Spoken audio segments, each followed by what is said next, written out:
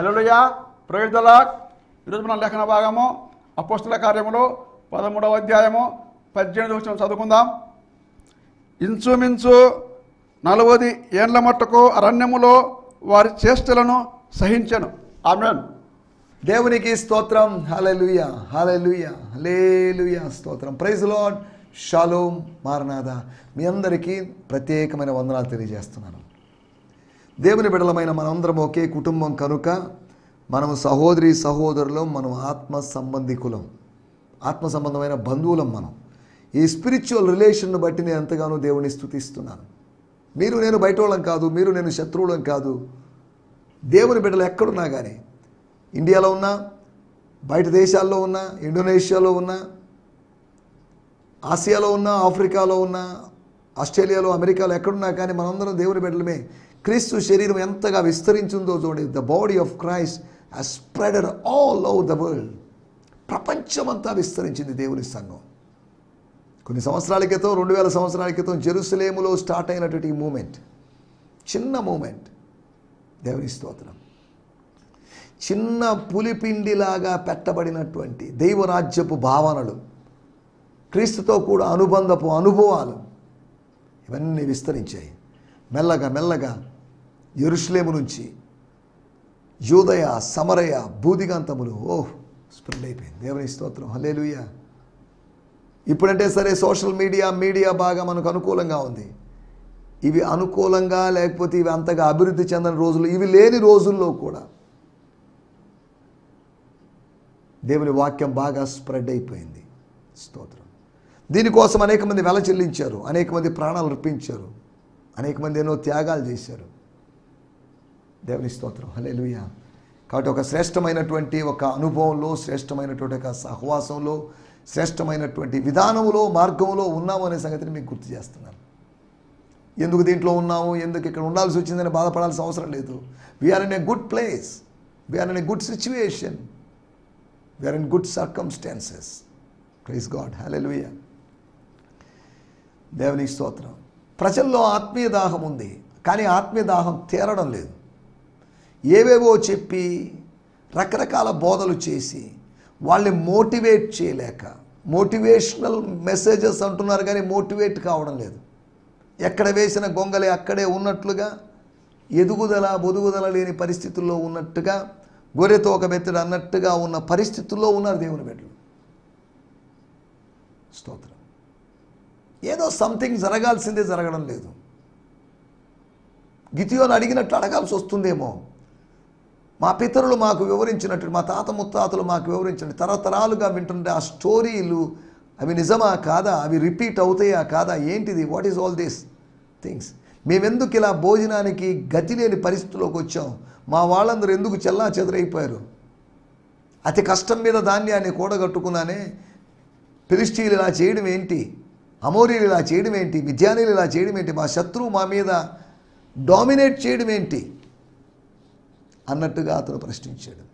వాటిని నమ్మమంటారా? అవన్నీ జెన్యూనా? అబ్రహాము స్టోరీ, లేకపోతే ఇంకా ఏదైనా స్టోరీలు, ఐగుప్తు దేశంలోంచి దేవుడు తన ప్రజలను విడిపించిన స్టోరీస్, ఇవన్నీ నిజమేనంటారా? నమ్మదగినవేనా? ట్రస్ట్ వర్తీయేనా అన్నట్టుగా గిదియోను ప్రశ్నించాడు. ఆ ఇశ్రాయేలు ప్రజలందరి పక్షాన ప్రతినిధిగా, అక్కడ మిగతా వాళ్ళు ఎవరు లేరు, గిదియోను ఒక్కడే ఉన్నాడు. గిదియోనుకి దేవదూతకి జరుగుతున్న కౌంటర్ అది వాళ్ళ మధ్యలో ఉన్న కాన్వర్సేషన్. ఆదికాండం 32వ అధ్యాయంలో యాకోబుకు దేవదూతకి మధ్యలో జరిగినటువంటి కౌంటర్ లాగా ఇక్కడ దేవదూతకి ఒక మనిషికి, పరలోకం నుంచి వచ్చిన మనిషికి, భూమి మీద ఉన్నటువంటి ఒక మనిషికి జరుగుతున్నటువంటి వాగ్వివాదం అది. ఇప్పుడు నీకు ఏం కావాలి? What do you want? నేను వీక్, నో ప్రాబ్లం. నేను less, I'm less. So what, no problem. Take this strength, go with this strength. ఈ బలముతో వెళ్ళవా బాబు, ఇంకా ఆగడం దేనికి? జయిస్తూ వెళ్ళు.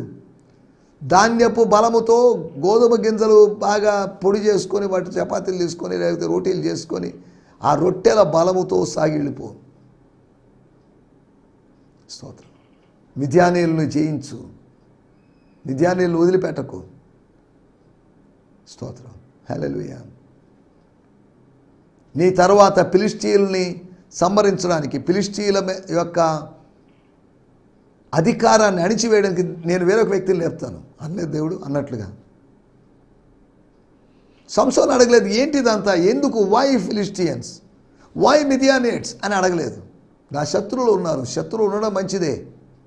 శత్రువు ఉన్నారు కాబట్టి వాళ్ళు హీన దశకు వచ్చారు కాబట్టి వాళ్ళు మొరపెట్టారు, లేకపోతే మొరపెట్టిండేవాళ్ళు కాదు, లేదా దేవుని పట్టించుకునేవాళ్ళు కాదు, దేవుని మరిచిపోయిండేవాళ్ళు. దేవుని మరచువారులారా నేను మిమ్మల్ని చీల్చివేస్తానని చెప్పాడు. మరిచిపోయిన దానికి చీల్చివేయడమేనా, ఇదేందండి ఇది అని అంటారు. చీల్చివేయడం అంటే రెండుగా చేయడం, డివైడ్ చేయడం అని అర్థం. కాస్త శిక్ష ఇవ్వడం, మరిచిపోకూడదు. దేవుని కార్యాలు మరువలేనివి, మరువజాలనివి.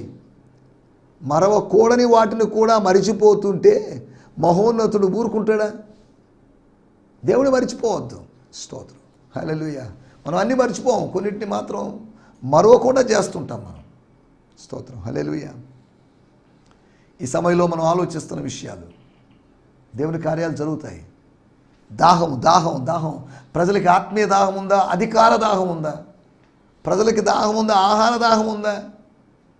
దేవ దాహాలు ఉన్నాయి. సంపాదన దాహం, ధన దాహం. కానీ మొదటి శతాబ్దంలో మనం 4 ఉదాహరణలు చెప్పుకున్నాం. అధికారులు, సమాజ మందిరపు అధికారులు, సినగోగ్ యొక్క ప్రెసిడెంట్స్, లేకపోతే సినగోగ్ యొక్క రూలర్స్, వాళ్ళకు ఉన్నటువంటి దాహం. వాళ్ళు మాకు వాక్యం చెప్పండి, ఈ వారం చెప్పారు, మళ్ళీ వారం చెప్పండి, come every Sunday, come every Saturday, come every Sabbath day, రండి మాకు చెప్పండి, మేము చదువుకుంటున్నాం, మేము తెలుసుకుంటున్నాం, కానీ మీరు ఎక్కడి నుంచి వచ్చారు, why don't you teach more, మాకు త్రోవ చూపించండి అని నపుంసకుల్లాగా వాళ్ళు అడిగి ఉండవచ్చు. దేవుని స్తోత్రం.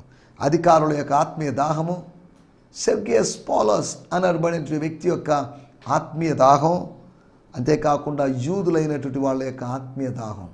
యాంటియోక్లో పిసిదియలోని యాంటియోక్, అనగా యాంటియోక్ అంట దీన్ని.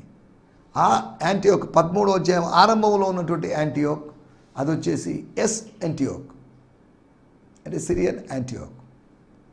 2 యాంటియోక్లు ఉన్నాయి ఒక అధ్యాయంలోనే. స్తోత్రం. మనం ఇక్కడ ఆలోచిస్తున్న విషయాలు, ఆ యూదుల యొక్క దాహం చూడండి. వాళ్ళు ఏం దాహం కలిగి ఉన్నారంటే, మాతో చెప్పండి, వాక్యం చెప్పండి, teachers more, we want more truths, రండి యెహోవాను గురించిన జ్ఞానము సంపాదించుకుందాము అన్నట్లుగా. స్తోత్రం. 4వదిగా అన్యజనులు, అనగా యూదులు కాని వారు, యూదేతరులు, గ్రీసు దేశస్థులు, వీళ్ళందరూ దాహం, వేరు వేరు జాతుల వారు ఆత్మీయ దాహం కలిగి ఉన్నారు. నేటి సమాజంలో కూడా ఆత్మీయ దాహం కలిగి ఉండాలి. ఆత్మీయ దాహం ఉంది, లేదన్న లేదు. ఆత్మీయ దాహం ఉంది కనుక మతాలను అన్వేషిస్తున్నాడు, మతాలలో అన్వేషణ చేస్తున్నాడు. మత నిర్దేశకులు అనబడినట్టు వాళ్ళని, బాబాలను, సన్యాసులను, వాళ్ళ దగ్గరికి గురూస్ దగ్గరికి వెళ్తున్నారు, అవతారాస్ దగ్గరికి వెళ్తున్నారు, అవతార పురుషులు అనబడిన వాళ్ళ దగ్గరికి వెళ్తున్నారు, కొత్త మంది వ్యక్తుల దగ్గరికి వెళ్తున్నారు, వాళ్ళని దేవుళ్ళుగా చేసేస్తున్నారు. మనిషి ఏదో చెయ్యాలని, ఏదో అన్వేషించాలని, దైవాన్వేషణ, సత్యాన్వేషణలో మనిషి కొనసాగుతున్నాడు. దేవుని స్తోత్రం. ఎంతమంది అన్వేషణ ఫలిస్తుందో మనకు తెలియదు. బెరడల విశ్వాసులు పరిశోధించారు, పరిశోధన ఫలితంగా, వాళ్ళ యొక్క అన్వేషణ ఫలితంగా ఆత్మ సంబంధమైన విశ్వాసం వచ్చిందని గత ఎపిసోడ్లో మనం చెప్పుకున్నాం. అలాగే అన్వేషిస్తున్న ప్రజలకి ఆత్మ సంబంధమైన సత్యం దొరకాలి. దేవుని స్తోత్రం, హల్లెలూయా, స్తోత్రం. ఈ సమయంలో మనం దేవుని వాక్యాన్ని ధ్యానించుకుందాం. రండి, మన సమయం కొద్దిగా ఉంది. ఇంకొక 17-18 నిమిషాలు మీరు ఓపిక పడితే ఈ కార్యక్రమం ముగిసిపోతుంది. తర్వాత మీరు ఫ్రీగా మీరు వర్క్స్లో మీరు వెళ్ళిపోవచ్చు. ఉదయకాలము మీరు బిజీ టైం అయినప్పటికీ కూడా మీరు కొద్దిగా దేవుని సమయాన్ని, దసరా హాలిడేస్ అయిపోయినటువంటి సమయం కనుక ఇప్పుడు మళ్ళీ హాలిడేస్ సమయంలో కొద్దిగా రిలాక్స్డ్గా ఉన్నారు. ఇప్పుడు మళ్ళీ మీరు రీస్టార్ట్ చేసుకున్నట్టుగా, మళ్ళీ రిఫ్రెష్ అయ్యి రీస్టార్ట్ చేసుకున్నట్టుగా ఉంది పరిస్థితి కనుక స్తోత్రం, హల్లెలూయా. దేవుని వాక్యం వినడానికి సమయం, మీరు చేసేటువంటి సమయం వేస్ట్ కాదు, ఇది ఇన్వెస్ట్మెంట్. కాబట్టి వేస్ట్ అవుతున్నట్టు భావించొద్దు. కొద్దిసేపు కనిపెడదాం ఓపికతో. పనులు ఉన్నప్పటికీ పనుల మీద పని చేసుకోవద్దు లేదు, పని చేసుకుంటూనే ఈ మాటలు వినండి. ఛానల్ మార్చొద్దు. మీరు అలాగే చూస్తూ ఉండండి, అలాగే వింటూ ఉండండి. దేవుని మాటలు మీ హృదయాలకు చొచ్చుకుని పోతాయి. చిన్న ప్రార్థన చేసుకుందాం. పరిశుద్ధమైన మా దేవా, మాతో మాట్లాడమని కోరుతున్నాం. We want to hear your voice Lord. మీ స్వరము వినాలి, చల్లని మెల్లని స్వరాన్ని వినాలి. మా ఆత్మకు ఎంతో ప్రయోజనం చేకూరాలి. ఈ కార్యక్రమం చూస్తున్న వారందరిని బట్టి మీకు వందనాలు. యూట్యూబ్ ద్వారా తండ్రి మీకు వందనాలు చెల్లిస్తున్నాం. టీవీ సెట్ల ద్వారా చూస్తున్న వారందరిని బట్టి మీకు వందనం చేస్తున్నాం. ఈ కార్యక్రమం టెలికాస్ట్ అయిన తర్వాత చాలా రోజులకు కొన్ని రోజులకు చూసేవాళ్ళు ఉన్నారు. వారిని బట్టి కూడా మీకు వందనం చేస్తున్నాం. ప్రభువా మీకు వందనాలు. ఈ మాటలు వారి జీవితంలో ఎంతో ప్రయోజనకరమైన మాటలుగా ఉండగలటూ సాయం చేయమని వేడుకుంటూ యేసు నామములోనే ప్రార్థించడుగుతున్నాం పరమ తండ్రి. Amen, amen, amen. దేవునికి స్తోత్రం. రండి, కుటుంబ సమేతంగా రండి, ఫ్యామిలీగా దేవుని మాటలు వినండి. మీరు మీ సతీమణి లేదా మీరు మీ భర్త మీ బిడ్డలు అందరూ కలిసి రండి. వాళ్ళు కూడా పిల్లలు కదా, వాళ్ళకి ఎందుకులే వాక్యం అనుకుంటారేమో. పిల్లలకు కూడా వాక్యం అవసరం, వాక్యం అందరికీ అవసరం. కనుక లెట్ యువర్ ఫ్యామిలీ మెంబర్స్, మీ కుటుంబాన్ని అంతటినీ ఆహ్వానిస్తున్నాం. మీ కుటుంబ సభ్యులందరికీ ప్రత్యేకమైన వందనాలు. దేవుని స్తోత్రం. ఈ సమయంలో మన ధ్యానం నిమిత్తమై అపోస్తుల కార్యములు 13వ అధ్యాయము 18వ వచనం, బుక్ ఆఫ్ యాక్ట్స్ 13:18. ఇంచుమించు 40 ఏళ్ల మట్టుకు అరణ్యములో వారి చేష్టలను సహించెను. మరియు చాలేడు సార్. ఇంచుమించు 40 ఏండ్ల మట్టుకు అరణ్యములో వారి చేష్టలను సహించెను. ఎవరు అని ఆలోచిస్తే 17వ వచనంలో, దేవునికి భయపడు వారలారా వినుడి, ఇశ్రాయేలును ఈ ప్రజల దేవుడు, పితరులను ఏర్పరచుకున్న దేవుడు, ఐగుప్తు దేశమందు పరదేశులైనప్పుడు ప్రజలను హెచ్చించిన దేవుడు, భుజబలము చేత వారిని తీసుకుని వచ్చిన దేవుడు, వారి చేష్టలను భరించినటువంటి దేవుడు. స్తోత్రం. చదువుకుందాం. వాడుక భాషలో కూడా అనగా పవిత్ర గ్రంథంలోంచి, వరల్డ్ బైబిల్ ట్రాన్స్లేటర్స్ కార్పొరేషన్ వాళ్ళ బైబిల్లోంచి 13వ అధ్యాయము 18వ వచనం. స్తోత్రం. ఎడారుల్లో వాళ్ళ ప్రవర్తనను 40 సంవత్సరాలు సహిస్తూ వాళ్ళను కాపాడాడు. వారిని సహించాడు కదా, వారిని సహిస్తూ కాపాడాడు. For nearly 40 years he nourished them in the wilderness. స్తోత్రం. ఫుట్నోట్లో రాయబడింది, as translated from the Aramaic and some Greek manuscripts. See also Exodus 16:35, Numbers 14:34. సరే, మనం వాటిలోకి వెళ్ళలేదు. ఏమని రాయబడింది ఇక్కడ? అరణ్యములో ఏం జరిగింది? What happened in the wilderness. ఆ 40 సంవత్సరాలు ఏం జరిగింది? మన టైటిల్ చూడండి, అరణ్యములో అద్వితీయుడు, the unique one in the desert, the divine one in the desert. ఏం జరిగింది అక్కడ? ఫాదర్స్ లైఫ్ న్యూ టెస్టిమెంట్లో చదువుతున్నాను. And for a period of about 40 years he was patient with them in the wilderness. అరణ్యములో ఆయన శాంతం వహించాడు, ఓపిక కలిగి ఉన్నాడు, భరించాడు, సహించాడు. దేవుని యొక్క దీర్ఘ శాంతాన్ని వాళ్ళు చూశారు. దేవుని యొక్క క్యారెక్టర్ అక్కడ రివీల్ అయింది. దైవ స్వభావం బయలుపరచబడింది. స్తోత్రం. హల్లెలూయా. He revealed himself. కోపిష్టి అయిన దేవుడు కాదు, రౌద్రుడైన ఉగ్రుడైన దేవుడు కాదు. God is peace, is of peace. ప్రశాంతమైనటువంటి దేవుడు. మనుషులు భయపెట్టే రూపం కలిగిన దేవుడు కాదు, మనుషులు భయపెట్టే కార్యాలు చేసే దేవుడు కాదు. Is a God of peace, is a God of patience. ఓర్పునకు కర్త, సమాధానమునకు కర్త. ఆ గాడ్ ఏం చేశాడు? వాళ్ళని 40 సంవత్సరాలు వాళ్ళని భరించాడు. స్తోత్రం, స్తోత్రం. వాళ్ళని ఏర్పరచుకున్నాడు.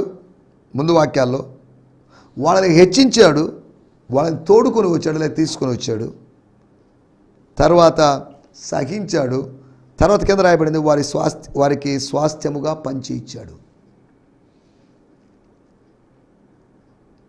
మరియు 19వ వచనం, మరియు కనాను దేశములో 7 జాతుల వారిని నాశనము చేసి వారి దేశములను, దేశమును కాదు అనగా కనాను అనేది దేశం కాదు, దేశముల సమూహం అది. 7 దేశాలని కలిపి ఉన్నటువంటి భాగం అది. అది ఒక విధంగా చెప్పాలంటే మామూలు కెనాన్ కదా, ఇట్స్ ఎ గ్రేటర్ కెనాన్. ఇంతకుముందు నేను చెప్పినట్లుగా ఒక ఎపిసోడ్లో బెతస్తా కోనేరు అంటున్నప్పుడు అది ఒక కోనేరు కాదు, 2 కోనేరులు పక్క పక్కన ఉన్నటువంటి కోనేరులని ఆధునిక పరిశోధనల ద్వారా 1800 చిల్లర సంవత్సరంలో జరిగిన పరిశోధన ద్వారా తేలింది. కనాను అంటున్నప్పుడు అది ఒక దేశం కాదు, కనాను వారు మాత్రమే కాదు, మరి 6 జాతుల వారు ఉన్న దేశం. అందుకని ఇక్కడ రాయబడింది, కనాను దేశంలో 7 జాతుల వారిని నాశనము చేసి వారందరి దేశములని కాదు, వారి దేశములను, బహువచనం, వీరికి ఒక్క జనాంగానికి 7 దేశాలని కలిపి దేవుడు ఒక్క దేశంగా చేశాడు. నా ప్రజలు విస్తరిస్తారు, వాళ్ళకి ఒక దేశం చాలదు. 7 దేశాల వాళ్ళకి ఒక్కొక్కరికి ఒక్కొక్క దేశం సరిపోయింది.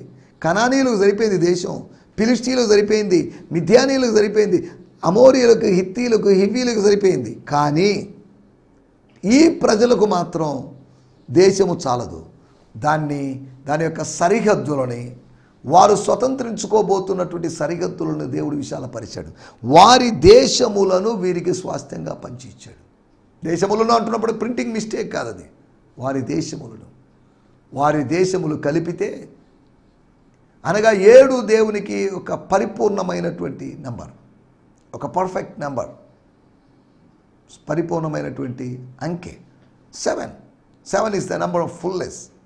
కాబట్టి అక్కడ ఫుల్నెస్గా 7 జాతుల వారు, పోనీలే ఈ 7 జాతుల వారి దేశములో 8వ జాతిని కలుపుదాము ఉంచుదామని కాదు, వీళ్ళని తీసివేసి, వీళ్ళని పెకిలించి వేసి, కలుపు మొక్కల్లాంటి వారిని పెరికివేసి, ఒలివ మొక్కల్లాంటి వారిని, అంజూరపు మొక్కల్లాంటి వారిని, ద్రాక్ష చెట్లు లాంటి వారిని దేవుడు నాటాడు. దేవుడు తన ప్రజలు నాటాడు. సరే, మన వాటిలో కూడా వెళ్ళలేదు. మన పాయింట్ ఏంటంటే, నేను ఇందులోంచి త్వరగా 4 విషయాలు లేదా 5 విషయాలు మీకు జ్ఞాపకం చేస్తాను. ఏం జరిగింది, వాళ్ళని ఉద్దేశించి ఏం చెప్పబడింది? అరణ్యములో అద్వితీయుడు. అరణ్యంలో ఉన్నాడు. ఆయన అరణ్యంలో లేదండి, ఎక్కడైనా ఉండగలడు. ఆయన సర్వవ్యాపకుడుగా ఉండగలడు. అన్నిటిలో ఉంటాడని చెప్పడం లేదు, అన్ని చోట్ల ఉంటాడు. రాయిలోనో లేకపోతే ఏదో దాంట్లోనో దీంట్లోనో ఉంటాడని కాదు, అది వేరే విధానం, వేరే వాదం. అది దాంట్లో ప్యాంథీయిజం అన్నారు, దాంట్లోకి వెళ్ళడం లేదు. ఆయన అన్ని చోట్ల ఉండగలడు, అన్ని చోట్ల వ్యాపించి, అలుముకొని, విస్తరించి ఉండగలడు. స్తోత్రం. అరణ్యములో దేవుడు అనగా దాని అర్థం 430 సంవత్సరాలు వాళ్ళతో ఐగుప్తులో ఉన్న దేవుడు. వీళ్ళు ఐగుప్తును వదిలి వచ్చేసరికి ఈయన అరణ్యములోకి వచ్చేసాడు. తోటలో ఉన్న దేవుడు వారితో ఉన్న దేవుడు, తోట వెలుపలకు వచ్చినప్పుడు వారి కోసం తోట వెలుపలకు వచ్చిన దేవుడు, వారి కోసం స్వర్గాన్ని విడిచిపెట్టిన దేవుడు, మన కోసం స్వర్గాన్ని విడిచిపెట్టిన దేవుడు. దేవుని స్తోత్రం, హల్లెలూయా. మన కోసం సమస్తాన్ని విడిచిపెట్టిన దేవుడు. తనకి తాను ముఖ్యం కాదు, తనకి మనమే ముఖ్యం. దేవునికి దేవుడు ముఖ్యం కాదు, దేవునికి మనమే ముఖ్యం.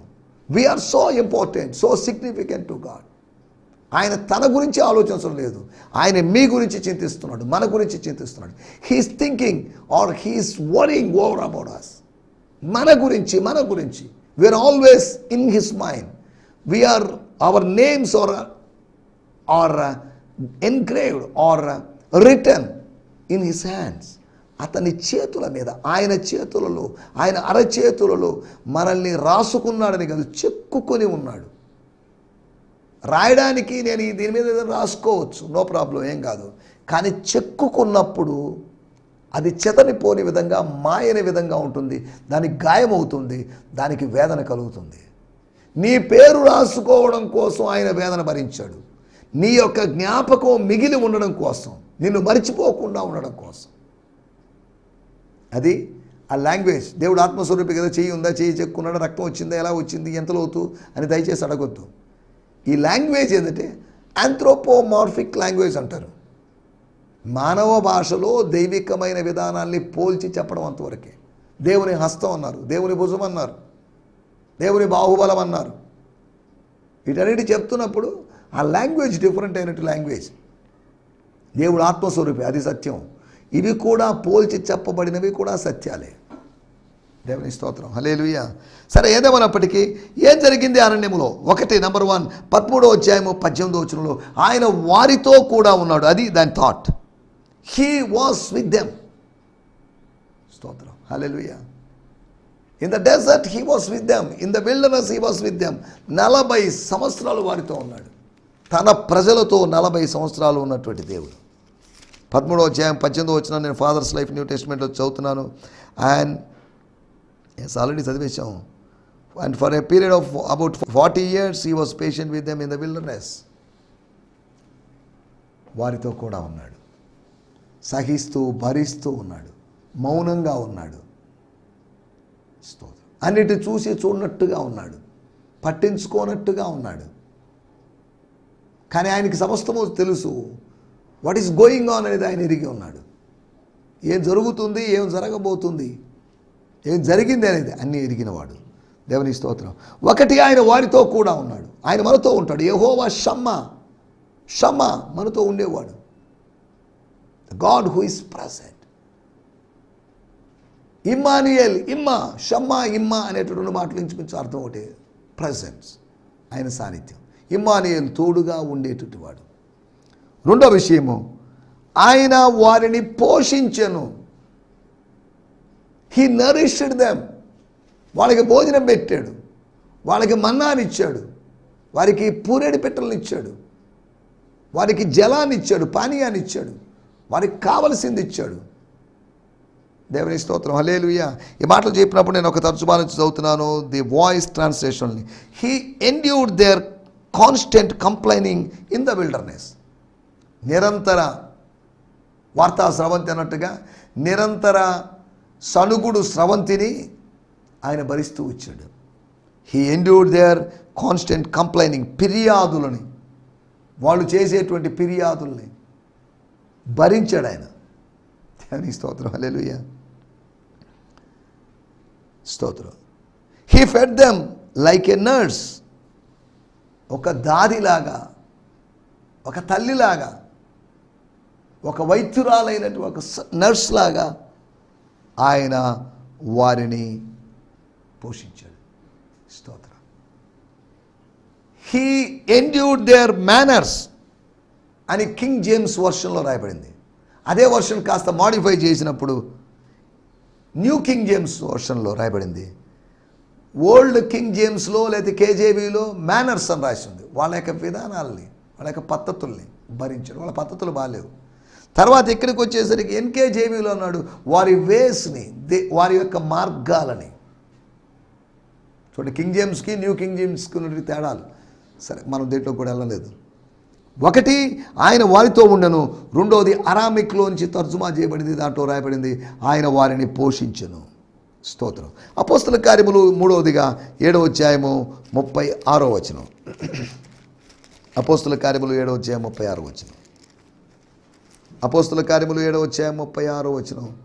అక్కడ రాయబడింది, ఇతడు ఐగుప్తులోను, ఇరసత్వంలోను, 40 ఏళ్ళు అరణ్యములోను మహత్కార్యములను సూచక్రియలు చేసి వారిని తోడుకొని వచ్చాడు. సూచక్రియలు చేసి వారిని తోడుకొని వచ్చాడు. ఆయన వారి చేష్టలను, చేష్టలు అంటున్నప్పుడు 1 కొరింథీయులకు రాసిన పత్రిక 13వ అధ్యాయము 11వ వచనం అనుకుంటే అక్కడ రాయబడింది పిల్ల చేష్టలు అని రాయబడింది. వారి యొక్క పిల్ల చేష్టలు, వారి యొక్క పిచ్చి చేష్టలు, వారి యొక్క ఇమ్మెచ్యూర్ యాక్టివిటీస్ని, డీడ్స్ని ఆయన భరించాడు.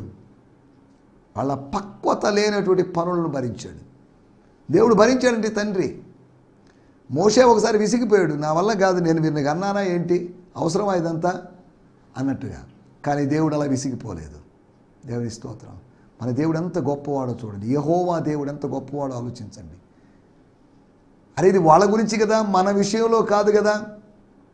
ఆ అరణ్యములో వాళ్ళ విషయంలో అలా దేవుడు జరిగిస్తే ఈ జీవన అరణ్యంలో మన విషయంలో కూడా దేవుడు ఇలాగే జరిగిస్తున్నాడు. మనల్ని భరిస్తున్నాడు, సహిస్తున్నాడు. స్తోత్రం. నీ పాపముల చేత నువ్వు నన్ను విసిగించితివానని ఒక చోట అంటాడు యెషయా గ్రంథంలో. దేవుని స్తోత్రం, హల్లెలూయా. మనం చిన్నోళ్ళమేం కాదు, పరిశుద్ధులం అని చెప్పుకుంటున్నప్పటికీ, పరిశుద్ధత పొందాము అనిపించినప్పటికీ కూడా, బాప్తిసాలు తీసుకుని పరిశుద్ధాత్మ అనుభవం పొందినప్పటికీ కూడా మనల్ని భరించడం, సహించడం కష్టమే అయినప్పటికీ ఆయన కాబట్టి భరిస్తున్నాడు. ఒకటి, ఆయన వారితో ఉన్నాడు, హీ వాస్ విత్ దెమ్.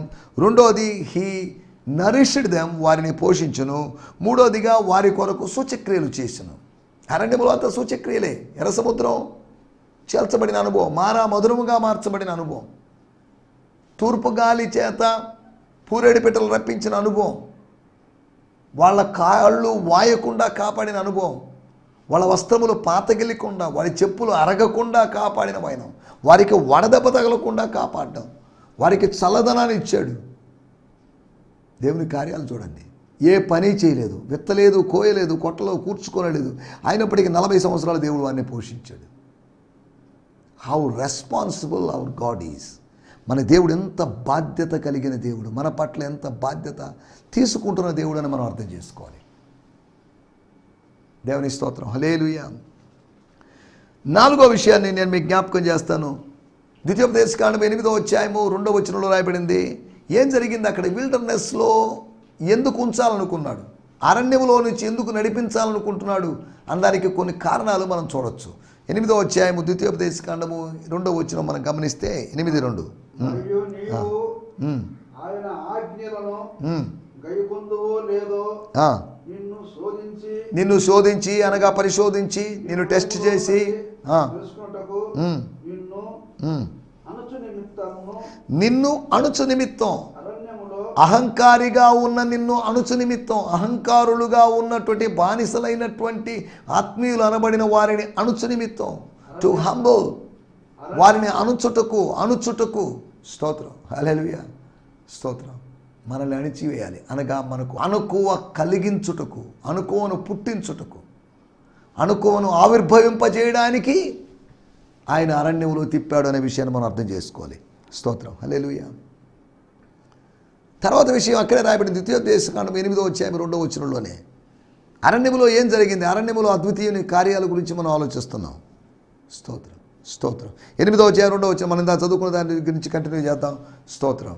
వారిని అణుచుటకును. స్తోత్రం, హల్లెలూయా. అరణ్యములో ఈ 40 సంవత్సరములు నీ దేవుడైన యెహోవా నిన్ను నడిపించిన మార్గమంతటిని జ్ఞాపకం చేసుకో. You remember the ways, how he lead you, how he guided you. దేవుడిని ఎలా నడిపించాడో జ్ఞాపకం చేసుకో. స్తోత్రం, హల్లెలూయా. ఆయన నడిపించాడు, అరణ్యములో నడిపించాడు, అరణ్యములో వారితో ఉన్నాడు, వారిని సహించాడు, వారిని పోషించాడు, వారి కొరకు సూచక్రియలు చేశాడు, వారిని అణిచాడు, వాళ్ళకి పాఠాలు నేర్పించాడు. ఇన్ని విషయాలు జరిగాయి. అరణ్యములో అద్వితీయుడైనటువంటి దేవుడు అప్పుడు ఆనాటి అరణ్యములో కాదు, ఈనాటి జనారణ్యములో కూడా మనతో ఉండి మనల్ని నడిపించి, పోషించి, బలపరిచి, మనకు నేర్పించి, సూచక్రియలు చేసి, అద్భుతాలు జరిగించి మనల్ని ఇలా నడిపించబోతున్నాడు. అంటే దేవుని బట్టి దేవునికి స్తోత్రం చెల్లిస్తూ నా మాటలు ముగిస్తున్నాను. హల్లెలూయా, హల్లెలూయా. మీ అందరికీ వందనాలు. ఈ సందేశము మీకు ఆశీర్వాదకరంగా ఉందని నమ్ముచున్నాము. ప్రార్థన అవసరతల కొరకు మమ్మల్ని సంప్రదించవలసిన మా చిరునామా గిద్యోన్ మిషన్ చర్చ్, 6వ వీధి, శాంతినగర్, నెల్లూరు 4, ఆంధ్రప్రదేశ్. పిన్ 524004. మా ఫోన్ నంబర్లు 7036443613 మరి ఒక నంబర్ 9392293010. మా ఈమెయిల్ ఐడి gfihmi2015@gmail.com. దేవుడు మిమ్మును ఆశీర్వదించునుగాక. ఆమేన్.